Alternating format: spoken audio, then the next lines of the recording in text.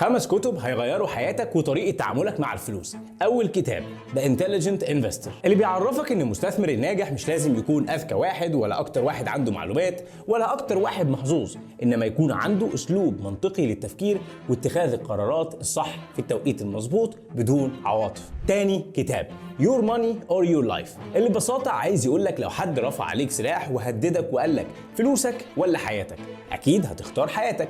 بس للأسف كلنا كل يوم بنعمل تصرفات وبناخد قرارات معناها إننا اخترنا فلوسنا على حساب حياتنا. تالت كتاب Atomic Habits اللي بيعرفنا ان قد ايه في حياتنا كل يوم عادات بنعملها بشكل اوتوماتيك من غير ما ندرك انها بتدمر حياتنا، وازاي ان بتغييرات بسيطه جدا نعملها كل يوم وليكن 1% تغيير ممكن نبقى 37 مره احسن من وضعنا دلوقتي في خلال سنه واحده. رابع كتاب The Psychology of Money الكتاب اللي هيعرفك ان ازاي حارس عقار قدر يبقى عنده 8 مليون دولار قبل ما يموت سنه 2004.